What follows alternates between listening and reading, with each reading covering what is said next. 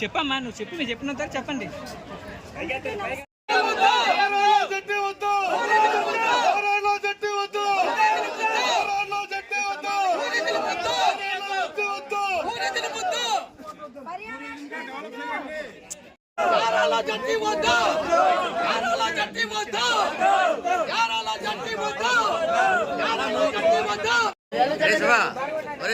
ఒక్క పిసల మేల కోసం యారాన్ని నాశనం చేయొద్దు. ఒక్క పిసల మేల కోసం యారాన్ని నాశనం చేయొద్దు. ఏం చెప్పాలో చెప్పండి.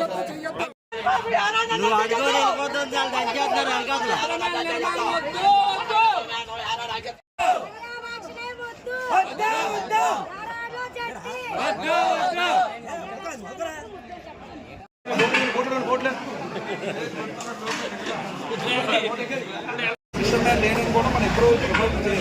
దీనివల్ల ఇంకోటి కూడా ఎఫెక్ట్ ఉందండి. సాయిల్ ఎరోషన్తో పాటు సాయిల్ ఎరోషన్ స్టార్ట్ అయిందంటే గ్రౌండ్ వాటర్ లేట్ అవుతుంది, సీ వాటర్ మిక్స్ అవుతుంది. సీ వాటర్ ఒకసారి మిక్స్ అయిందంటే ఆటోమేటిక్గా నది జలాలన్నీ సీ వాటర్ డామినేషన్ ఎక్కువ ఉంటుందండి. ఈరోజు మన విశాఖపట్నంలో ప్రాబ్లం మన యారాడ ప్రాబ్లం కాదండి.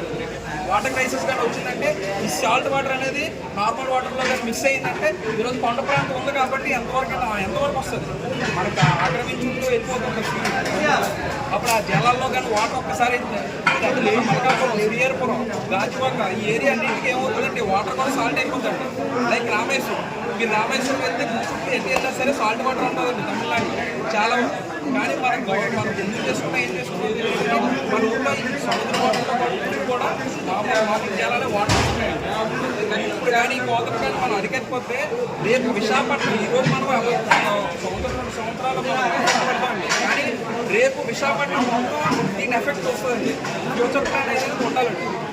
అంటే ఎవరికో అందరికీ ఉపాధి కల్పించాలి కాదన్నది ఇక్కడ కూడా డెవలప్ చేయొచ్చు.